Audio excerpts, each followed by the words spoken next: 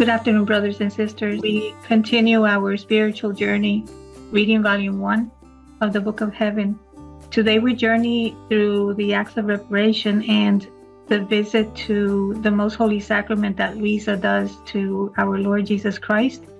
And we also are going to read about Luisa's battle with the demons. Knowing that Jesus will be always near her, and with the courage that she will have and she will get to win the battle with the demons. And Jesus gives us gives her some hints on how to succeed. So let's start reading. As for the visit and acts of reparation, you must know that everything I did in the course of 33 years, from when I was born up to when I died, I am continuing in the sacrament of the altar. Therefore, I want you to visit me 33 times a day, honoring my years and also uniting me with me in the sacrament with my own intentions, that is, reparation, adoration. This you will do at all times, with the first thought of the morning, fly immediately through the tabernacle, in which I am present for love of you, and visit me. With the last thought of evening, while you sleep at night, before and after your meal, at the beginning of each one of your actions while walking, working. So in this paragraph, Jesus is telling her to visit him 33 times a day. And she says, well, how can I do that, right? 33 times a day is a lot, but he tells her how to do it. He says, well, what you need to do is unite yourself with me in the sacrament with my intentions. That's what he tells her. That is reparation, adoration, right? So in the morning, when you wake up, you immediately go before the tabernacle. Not necessarily physically, but it's like that her intention is going to be with him, right? Repairing what he repairs and adoring him. So at nighttime, do exactly the same before she goes to sleep and after the meal and at the beginning. What he meant with this is that she should be united to him always, from the morning to the evening to night, sleeping 24 hours a day. That's why he said 33 times a day. So while he was saying this to me, I saw myself all confused, not knowing whether I could manage to do them. I said to him, Lord, I pray you to be with me until I acquire the habit of doing them. For I know that with you I can do everything, but without you, what can I, miserable one, do? And he benignly added, yes, yes, I will content you. When have I ever failed you? I want your goodwill, for whatever help you want, I will give to you. And so he did. So what he promises is what he does. After I had spent some time, now with him and now without, one day after communion, I felt more intimately united to him. He asked me various questions, as for example, if I loved him, if I was ready to do what he wanted, even the sacrifice of my life for love of him. He also said to me, and you, tell me what you want. If you are ready to do what I want, I too will do what you want. I saw myself all confused. I could not understand that way of operating of his. But with time, I understood that that way of acting is when he wants to dispose the soul to new and heavy crosses. And he knows how to draw her so close to himself with those stratagems that the soul does not dare to oppose what he wants. So I said to him, yes, I love you. But you tell me yourself, can I find anything more beautiful, more holy, more lovable than you? And then why ask me if I am ready to do what you want when it has been so long since I delivered my will to you, and I prayed you not to spare me, even tearing me into pieces, as long as I may give you pleasure? I abandon myself in you. O holy spouse, operate freely. Do with me whatever you want. Give me your grace. For myself, I am nothing and can do nothing. So let's stop for a minute here. Let's see if any one of you would like to, um, to speak about what the Lord has given you in this paragraph. So to me, it seems that Louisa has like a good relationship with Jesus, right? And she's kind of near to him. She talks to him, and then she listens to him, and then she talks back to him. But she really is having a journey of uh, of having a humble soul, because she says, I gave everything to you. I gave you my will. You know that I can't do nothing without you. So why are you asking me? Don't ask me. Do whatever you want. I don't want to do it myself. I don't do things the right way. And adding to that, being close to him and trust to him, because she says that without him she can do nothing, but she says, stay with me until I acquire the habit of doing what you want. So this makes me feel more comfortable that he is there always helping us. Mm-hmm. Yeah, that she doesn't feel lonely, right? She doesn't feel that she's by Mm-hmm. herself doing things. Mm-hmm. Mm-hmm. He's like walking with her. It's like a little child, right? That the child like walk Yeah. with dad and mom, but without mom and dad, the child feels like, no, where are they? Right? Yeah, and with such attitude, he feels more close to us. So Mm-hmm. it's a s- it's a cycle Mm-hmm. that the attitude of her feeds him, and she feeds from. Exactly. And that's the only way he can dispose you so you can get the heavy cross that he wants to give you. So you have to feel like madly in love with him in order for you to take whatever it comes, happily and say, yes, Jesus, I whatever you want. Yeah. Well, yeah. And then she even says it here, right? It says like he was like this he wants to dispose my soul for new heavy crosses, right? Mm-hmm, mm-hmm. And for the new stratagems, Mhm. for the new stratagems that the soul does not dare. Mhm. So that's the difference of living in the divine will. You can be going through a heavy cross and it doesn't feel heavy for you. It's like, and when other people see you from the outside, it's like they cannot believe that you're going through that and the peace that you have, because it's he himself. And it's hard to explain to other people that don't understand divine will. Mhm. Because the more we read, the more we learn Is who he? who really Jesus is, right? And that's when we understand his ways, and we make his ways our way.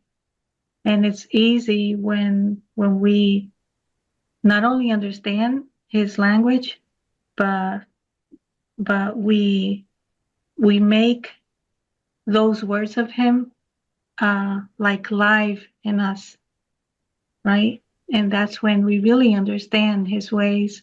And other people don't understand it because they don't know about Jesus' ways, his new language. His language of heaven. Yeah. For example, I don't remember if it was yesterday or the day before yesterday. I was at church and it came to mind something very painful. I lost my son a few months ago. And then the first thing that came to mind was, oh my Jesus, he's sharing this pain with me because he wants to save souls. This pain is, I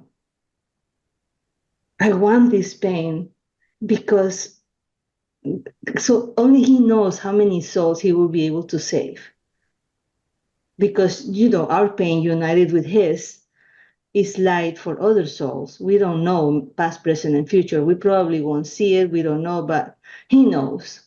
And it was so gratifying feeling that he's sharing the cross with me. And that you are sharing your cross with him, right? Yeah. Because he already did it for you. Mm-hmm. Yes. So that's what people don't understand. Mm-hmm. Yeah. It says, Luisa here, I pray you not to spare me, even tearing me to pieces, as long as I may give you pleasure. Mm-hmm. Please pray for all of us. And he repeated to me, are you truly ready for anything I want? I saw myself more confused and alienated, and I said, yes, I'm ready, but almost trembling. And he, compassionating me, continued to tell me, do not fear. I will be your strength. It is not you who will suffer, but I myself will suffer and fight within you. See, I want to purify your soul from everything slightest spot which might hinder my love in you. I want to test your faithfulness. But how can I see if this is true, other than by placing you in the midst of the battle? Now, know then that I want to put you in the midst of demons. I will give them freedom to torment you and to tempt you, so that after you have fought the virtues with the opposite vices, you may already find yourself in possession of those very virtues which you think you are losing. And then your soul, purged, embellished, enriched, will be like a king returning victorious from the most fierce war, who, while he thought he would lose what he possessed, comes back more glorious and filled with immense riches. Then will I come, I will form in you my dwelling, and we will be always together. It is true that your state will be painful. The demons will give you no more peace, either at daytime or at night. They will always be an act of waging a most fierce war against you. But you always keep your aim at what I want to make, that is, making you similar to me, and that the fact that you will not be able to arrive at this other than by means of many and great tribulations. In this way, you will have more courage to bear the pains. Who can say how frightened I was at such announcement? I felt my blood freeze, my hair curl, my imagination filled by black ghosts that seemed to want to devour me alive. It seemed to me that before putting me in that painful state, the Lord gave freedom to everything I was to suffer, and I saw myself surrounded by all this. So I turned to him and said to him, Lord, have pity on me. Oh, please, do not leave me alone and abandoned. I see that the rage of the demons is such that they will leave not even the dust of me. How shall I be able to resist them? My misery and how bad I am is well known to you. Therefore, give me new grace that I may not offend you. My Lord, the pain that most torments my soul is to see that you must leave me. Ah, to whom shall I say more? I say word any more. Who will teach me? However may your will be always done. I bless your holy will.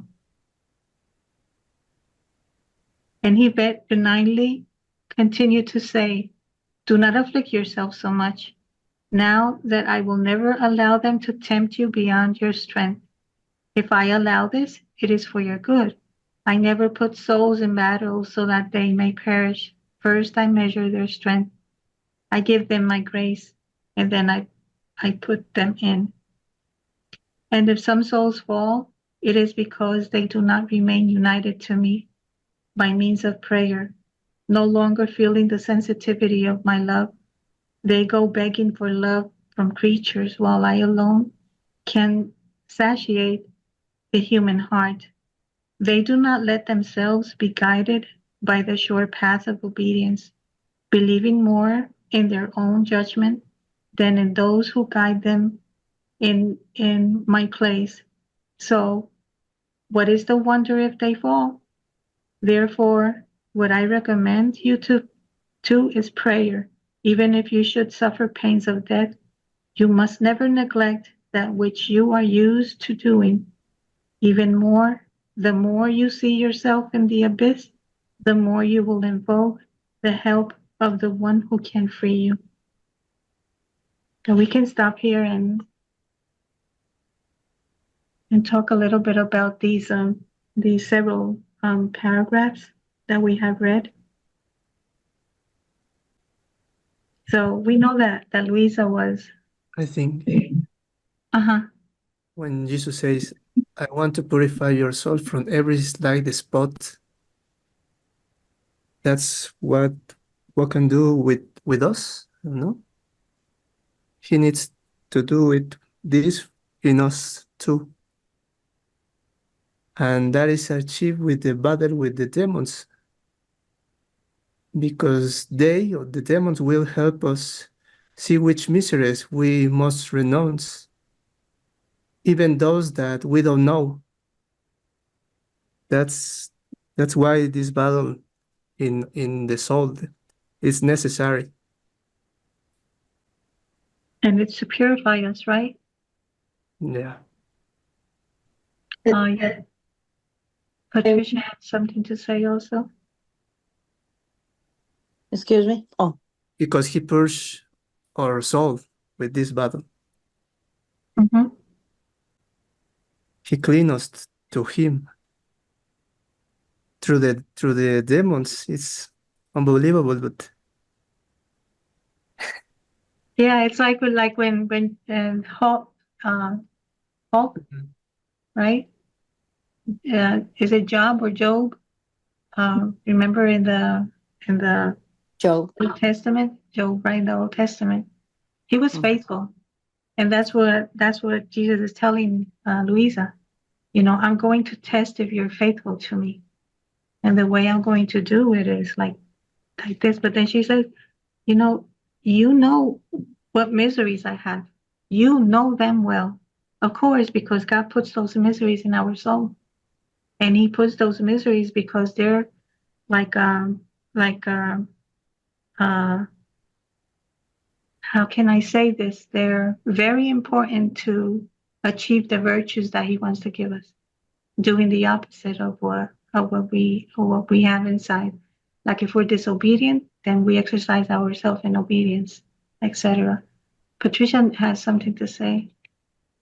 Yes, well, here in this, in the last paragraph, it says, even if you should suffer pains of death, as Dr. Tomasini tells so often, it's at the spiritual level, right?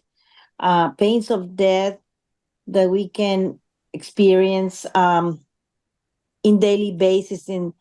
What it really struck me is when I caught myself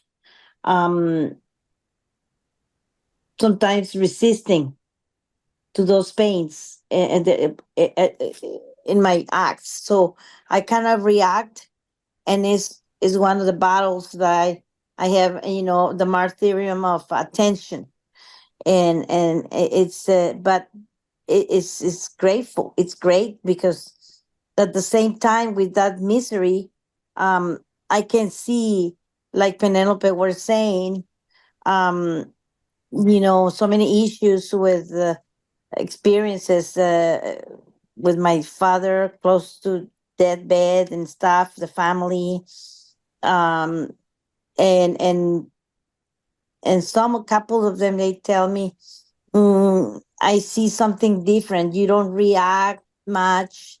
You are not much of a, you know, like acting up of the spare of the moment. And I say, I mean, even myself, I'm surprised, right? But I don't have to lose focus of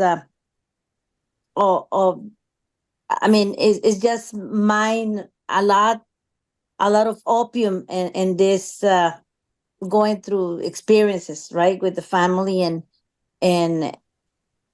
it's other experience going through this with the pains of death, but continuously, not just physical death, but continuously to my will.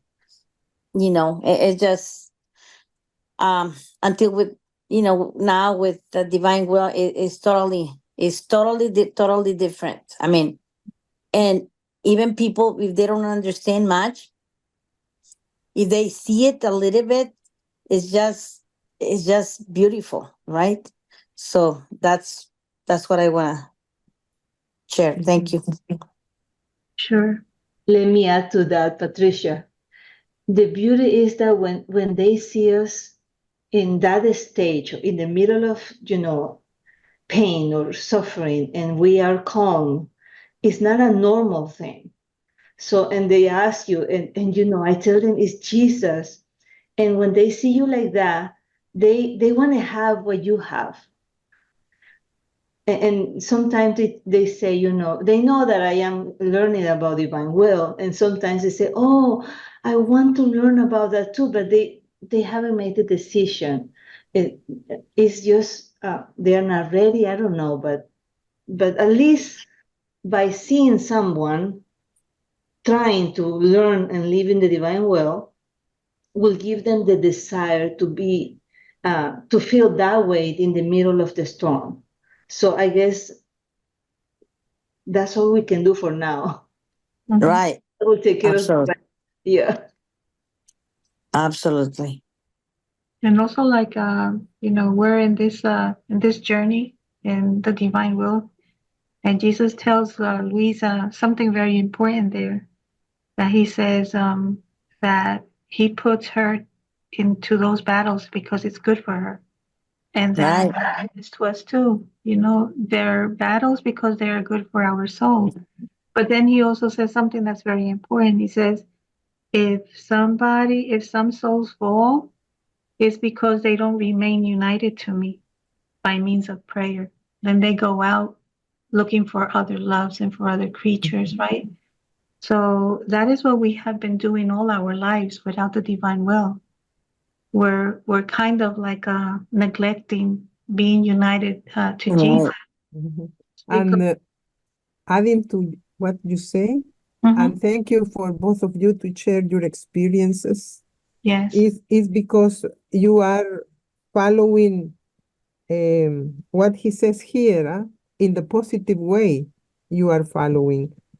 They do not let themselves be guided by the sure path of obedience, and you are being guided for the path of obedience.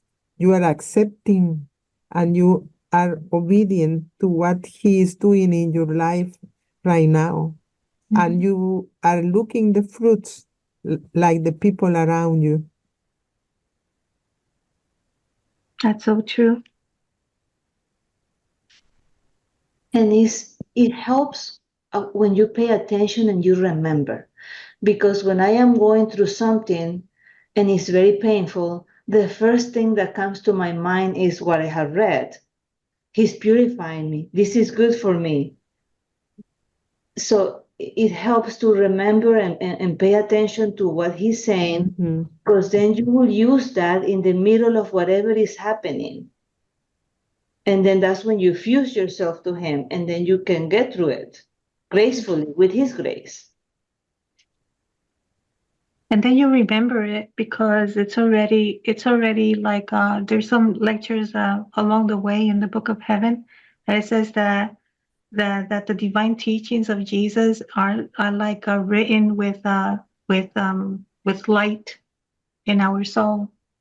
So whenever, like just like you said, it reminds me, right? When I go through different situations, it reminds me what I have read. It's not only that it reminds in your mind, it's because your soul is already enlightened by his words of light. They're yours already, and then you can express them, or you can feel them, or you can remember them. And it's beautiful, right? So whatever we say, whatever we do, whatever our actions are like the result of what we have in our soul. Maybe if this happened to you years ago, or to Patricia years ago, or whatever situation Guadalupe is at, where I am at, or whoever, or maybe Paris is at, before the divine will, we would have reacted in a different way. But now we react, Totally. right? It's totally different. Totally. It's just, I cannot articulate enough words. It's just such a inner peace in the middle of whatever is going on around. It's just inner peace, and it's just cannot be nobody else but divine will. Mhm. Jesus there. Yeah, it's not me. And I'm thankful it's not me, because Mhm. and in minor things, in minor not doesn't have to be something spectacular, right? And it's just beautiful, and just that certainly that other people wants to know about it. Well, the experience that we have, we can express them, right? But no one will know really, really, really what they are about, because you have to live them. That experience has to be lived, and you cannot say, and you cannot extend the experience that you have had to others. The Yes. only one that can extend is Jesus, right? And it is Exactly. through knowing, through the relationship that the person has with Jesus. So it's individual. Not, you cannot share that. Exactly. So they will never be able to understand until they have a relationship with Jesus and they have their own experiences. We all are going to have different experiences. Mhm. Right. Different and unique, right? Yes.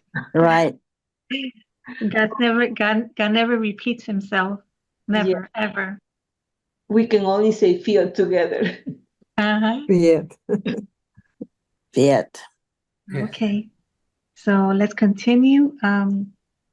Still more, I want you to place yourself blindly. Look what he says, blindly, in the hands of the confessor without examining what is being said to you. You will be surrounded by darkness and will be like one who has no eyes and who needs a hand to guide her. The eyes for you will be the voice of the confessor, which, like light, will clear the darkness from you. The hand will be obedience, which will be your guide and support to make you reach a safe harbor. The last thing I recommend to you is courage. I want you to enter the battle with intrepidity. The thing that an opposing army fears the most is to see courage, strength, the way in which one confronts the most dangerous fights. without fearing anything. So the demons are there. There is nothing to fear more than a courageous soul who, all cleaving to me with a strong spirit, goes into their midst, not to be wounded, but with the firm resolve to wound them and to exterminate them. The demons are left frightened, terrified, and would rather flee, but they cannot because they are bound by my will, and they are forced to stay to their greater torment. Therefore, do not fear them, for they can do nothing to you without my will. And then, when I see that you can no longer resist and you're about to fail, if you are faithful to me, I will come immediately. I will put everything to flight, and I will give you grace and strength. Courage, then, courage. What a teaching, right? Oh, Aren't we frightened about the demons? All our lives, we frighten them. We see these awful masks, right? And and then we just want to go underneath the bed because Yeah. because we're very frightened. And look what Jesus says. He says, they can do nothing to you. They can do nothing to you. They cannot even flee away because I don't let them flee away. Be courageous, just fight them. And when you think that you're losing it, if you're faithful to me, I will come immediately. So we need to face our demons by ourselves with his grace, of course, and knowing that we can trust what he is saying, right? That Yeah. he will come immediately. But here there is a profound concept Mhm. whom we are in Jesus that we didn't know before until this revelation, that we are the most beautiful construction that God did in creation. That before we had a divine life, we were created to be stronger than demons and angels. They are just spiritual, and we are spiritual and material. So we are more, but we didn't have this concept. Mhm. And now that's why he says they are nothing. Don't afraid to them. They cannot do to you nothing that I don't accept, Mhm. that I don't let them to do. So this is a profound change in our Catholic doctrine, Mhm. that you are not equal to demons. Demons are not equal to you, Mhm. or more than you. We Yeah. are more than demons. That's why we cannot say the devil made me do this. Mm-hmm. No, Yeah, not anymore. not No. anymore. Whatever happens, whatever fight we have with the devil or with the demons is because Jesus wants to give us something very good, wants to give us something above our strength. He wants to Mm-hmm. give us great graces. So we need to fight them. And Yeah. I remember that Dr. Tomasini says sometimes, we should see the demons like friends of ours because Yeah, God uses them for a great purpose, right? they are the dog of God. Yes. And they can do anything against a soul that Mm-hmm. has the courage to want to defeat them. Mhm. So we should not run away. We should face No, them. no, yes. Jesus Mhm. forced them to be there for Exactly. their suffering. Exactly. Yes. What a beautiful teaching, right? Yeah. Yes, it's beautiful. This. It's amazing. Mm-hmm. We even need to be Yeah. thankful. Go ahead, Penelope, go ahead. or that we even need to be thankful, because thanks to them, we are being purified. Exactly. We should thank them. Well, thank you for being there, right? Yes. And being a pain to me, because with this pain united with Jesus, it sets me free. It makes me look more like him, right? Yeah. And save some souls with Jesus. Exactly. And we don't have to be afraid of the battle with the demons. So Hmm. this courage. Exactly. And then I just remembered a lecture some way along that Jesus says that the that our what is the I don't know how to say this in English, but what I mean to say is that that the army are our acts made in Jesus, in the divine will. That's the army to to win the battle with the demons. So let's continue. Now, who can say the change that occurred in my interior? Everything was horror for me. That love which I felt in me before, I saw now changed into atrocious hate. What pain, not being able to love him anymore. I thought that Lord, who had been so good to me, I was now forced to abhor, to curse, and if he were the most cruel enemy, tortured my soul.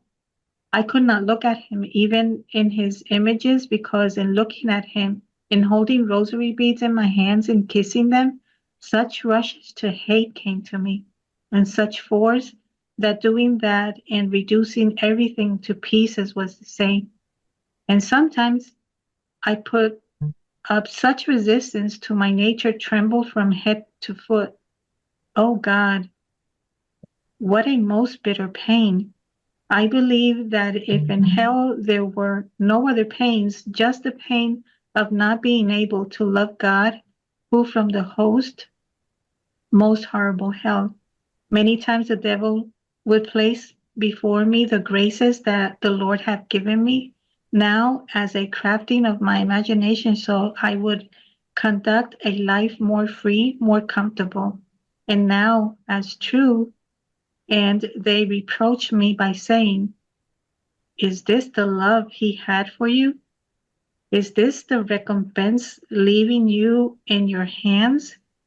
You belong to us. You belong to us. Everything is over for you.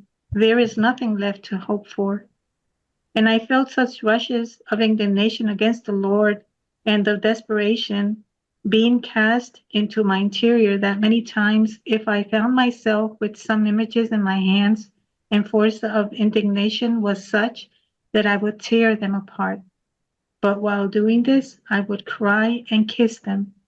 But I do not know how I was forced to do that. Interesting fact, right?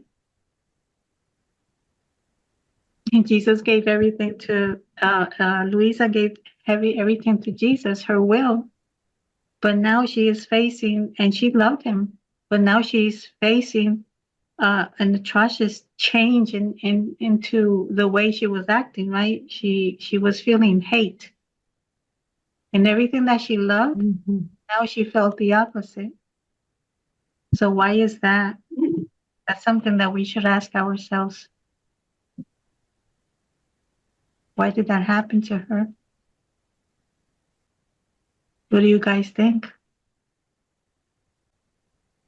Maybe because she was feeling the pain that Jesus feels when somebody doesn't love him. When somebody, even like a rosary or a cross or an image of him or an image of any saint or something like that, they just feel like, like tearing those things apart. And then at the end, she says, while I was doing that, I was crying and I kissed him because she knew that that didn't come from her. She was feeling the pain that Jesus was feeling when people do that to him. I don't know what you guys think. I was thinking that she was ashamed and crying because she feels that the love for him was betrayed. But now that you are giving this point of view, is another thing that could have happened, that she feels his pain for situations of blasphemy or things like that that the people is doing to him. Mm-hmm. He was sharing with her the pain that he felt because while she was doing it, she was crying. And then she kissed them, right? Yeah. First she felt the hate, and then when she did it, she felt the opposite.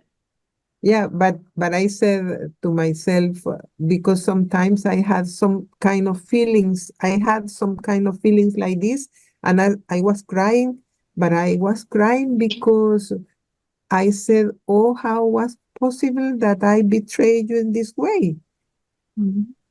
So I was thinking that this was the feeling of her, but both situations could be possible, huh? Yeah. Also, brings me to the fact when it says here, now who can see the torment of my soul? The demons made feast and laugh. Some would make noise from one point, some from another. Some would yell and shout. Some would deafen me with screams, saying, "See how you belong to us. There is nothing left but taking you to hell, body and soul, and then you will see what we will do to you." It just this makes me think, no, there is no way, because it's God before he's saying that he will strengthen us, right? Yeah. Right there. So let's remember that Luisa here was an teenager when she was facing all these battles. Right. Mm-hmm. And also, more afraid, I mean. Right. More exactly. Yeah. More, let's say, vulnerable, right? For her age as well. and also that comes to my mind, when we're far away from God, far away from Jesus, we do horrible things that makes him, feel a lot of pain. And then by her doing that, he was kind of like making her understand, in other words, what happens to a creature, to a soul that is far away from God. It tears apart everything that has to do with blessings, with glory, with honor, right? With righteousness, with love. It's all the opposite. But of course, that comes from the demons. That's not, that didn't come from her. That came from the demons. So it was something that was from the outside that was making her do that, right? But then at the same time, in the inside, she was suffering because it was not her, it was Jesus who was suffering for that. I don't remember which chapter I read how the demon twists the truth. You know what I mean? It makes you believe something that is not truth. It will take something, even an experience that you had, and twist it so it makes you believe something else. Like, making you believe right here what he said, that is this the love he had for you? And Yes, that yes.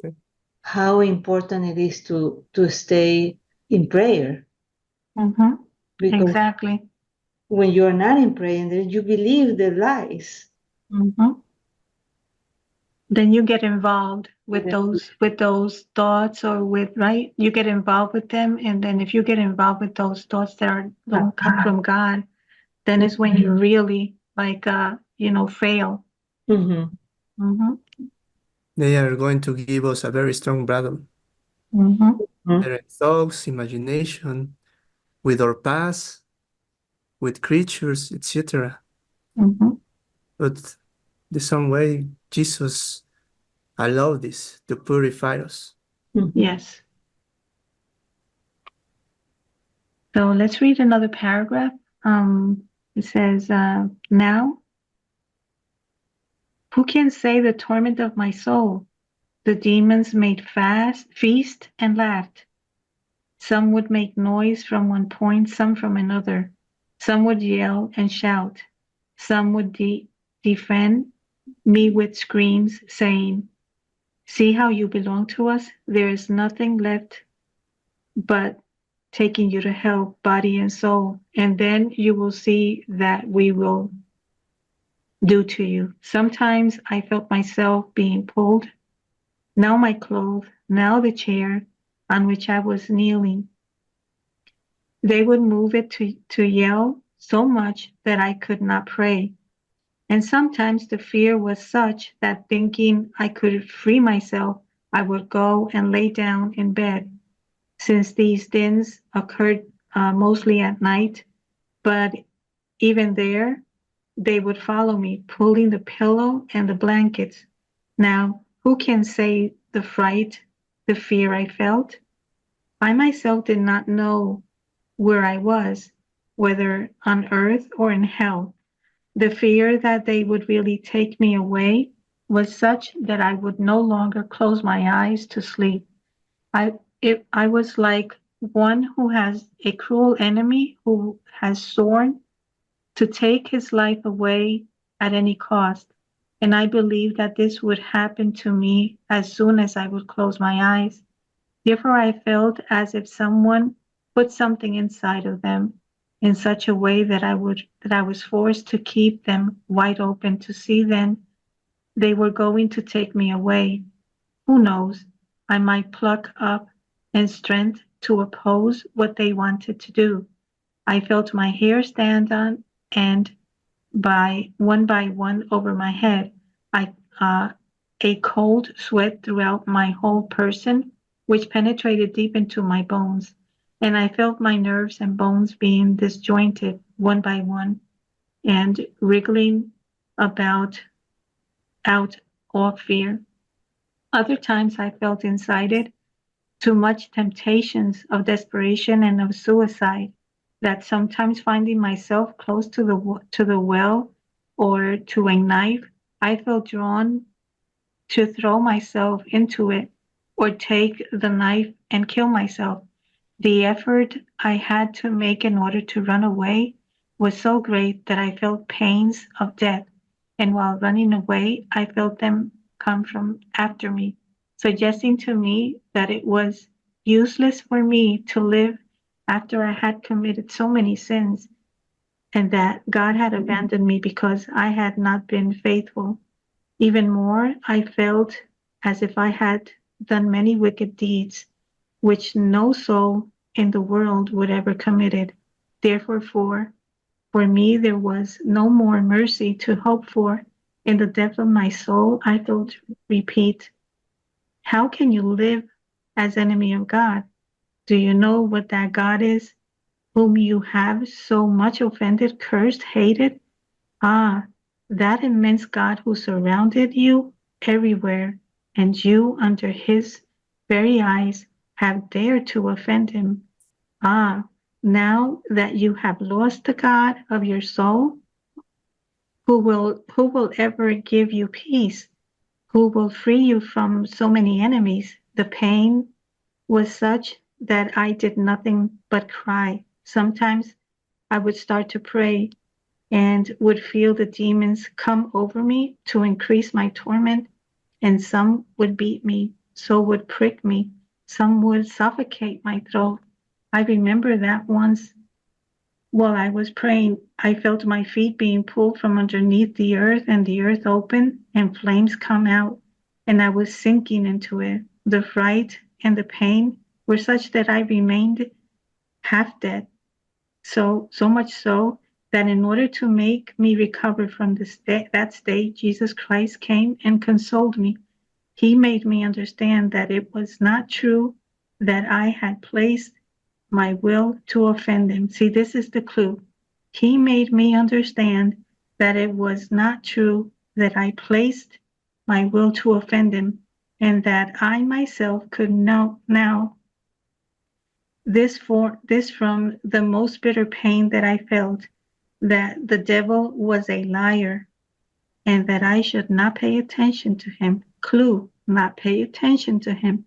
That for now I had to have patience and suffering those bothers, and that later peace would come.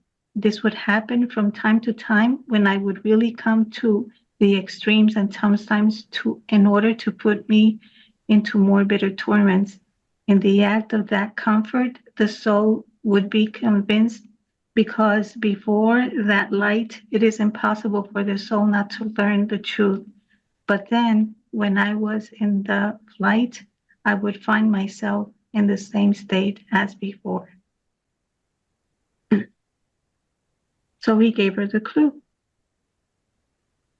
He said, don't pay attention to them. Don't pay attention. Right? That is what we have to do. If we have some thoughts that are negative thoughts, but we in the morning tell Jesus, Jesus, I want to do everything with you, for you, right? And some thoughts come to my mind, that's what we should say. These thoughts are not mine, because in the morning I told you that I would rather die rather than sin. So those thoughts don't come from him. And that's when we have to say, I will not pay attention to them, because those are not mine. Those come from another place. And this is the battle that the devil does to get us out of the divine will. Mhm. It is impressive what he can do to achieve this. That is why the attack, and he will be with all his strength, because he does not want to the soul to live in the divine will. He knows Exactly. that is his destruction. Yes. Mhm. And he will use all the ways to get us out of the way, you know? Yeah, I heard Dr. Tomasini says even he will offer, not talking to you, I mean, the situation will bring you even to the other's sanctity. Mm-hmm. Oh yeah, to Yes, human sanctity. Exactly. Even the path of Mhm. the sanctity, yeah. Mhm. That's why we should to be aware in the groups to be very careful with what's happening in our groups, Yes. to keep us united and always aware of not using the methods that we use in the life before. Mhm. The kind of the kind of prayers, everything that smells to human sanctity, Mhm. we should be aware. The devil Yeah. is very clever. Mhm. That is why we have to be alert every time, Mhm. Mhm. even in this human sanctity, because Yeah. Well, human sanctity was the one who brought us near Jesus. But we were created for a bigger purpose. yes, Is to act right in him, through him, for him, right? and live in God itself. And live And in in God. him. Yes, Mhm. Mhm. it's simple, So but how difficult is this? You know? exactly. Well, you know, we that's why we need to read. That's why we need to read Yes, and learn who really Jesus is, and And what is the purpose of God for creating us? And that purpose was it's a decree. It's a decree. It failed because Adam did not pass the test, but now he has called us to go back to where we were made. Just like the title of the book, it says the call to the creatures to the order, Mhm. to the place, and to the purpose for which they were created by God. And to remember that we are in a more positive position than Adam. We have the book Mhm. to begin with. We the- have all the operations that Jesus did. Mary and Luisa, which Mhm. Adam didn't have. And we know what Jesus did in his human, right, in through his humanity, what he did.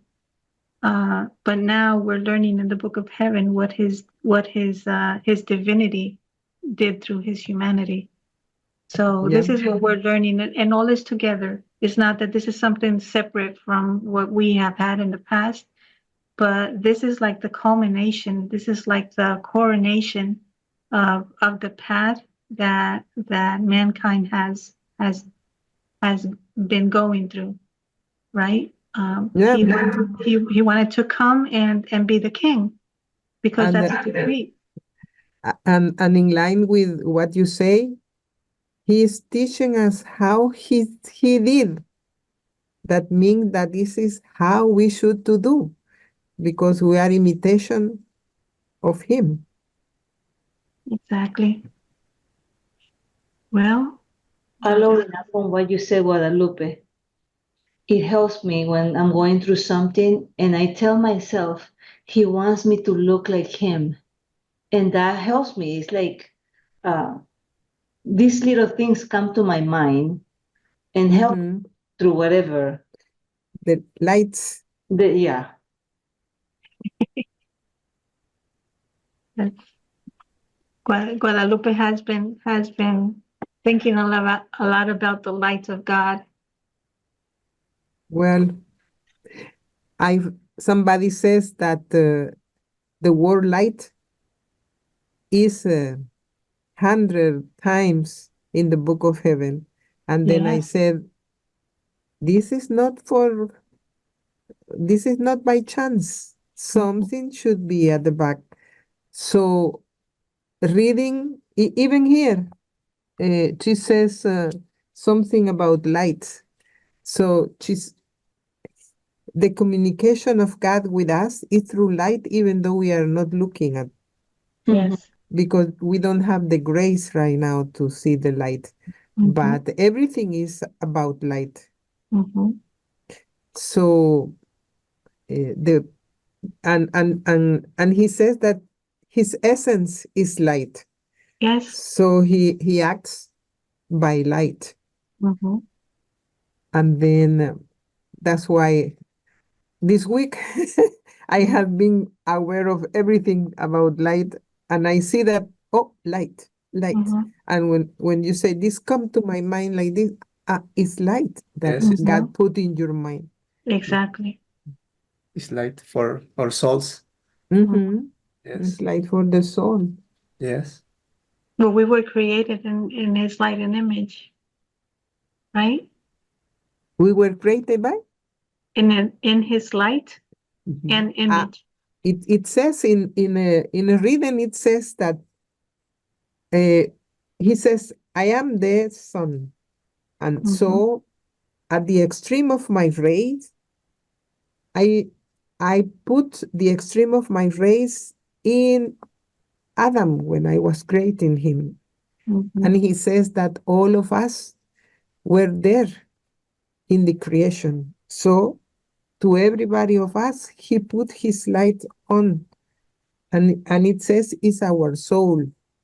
And Mhm. especially our will, because Mhm. he says God the Father did that. So a light is in us. Adam was dressed because of this light that he put from the extreme of his ray illuminate him. So he was with a splendor that everybody, even the animals, saw it. Mhm. This is the dress that Adam had. Mhm. Can you imagine the day that God saw him without that dress? What a deception he had. Mm. And how nothing and that nothing in creation recognized Adam Yeah, when he lost that light. yeah, because they recognize him as he was the king of the creation and not from the just in the earth. Reading in the chapter 17, there is a lot of things about Adam. And reading over there, it says that he was the king of all the constellation, all the things that now we can see by these special telescopes that we can see through the cosmos. Mhm. He was king of the cosmos. Mhm. Yes. And he And- located himself in everything, in everything, and I can figure out the poor Adam after this too. Mhm. What he lost. Yes.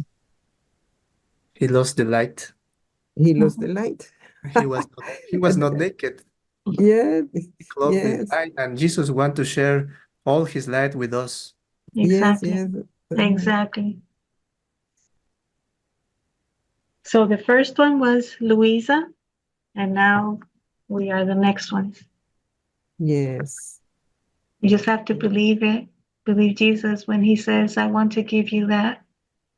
If you want it, it's already done. But we need to have that disposition and say, yes, I will give you what you want me to give you. That is my will. That Yes. little rock that is like not letting your huge sea come through my soul. The SEA, that rock that I have, that is my will, is not letting you enter into me. This And I just want to give it to little you. stone, he says. A stone, that is a little stone. Yep. Something little, and we see. Oh, yeah. So let's believe that we don't have that stone anymore, Yes. because we already have the book of heaven that is a pearl, a divine Clear. pearl. Yes. Clear, So we'll clear. see you next Wednesday. Thank you for being with us, and God bless you all. Thank you. Bless you. Bye-bye. Bye.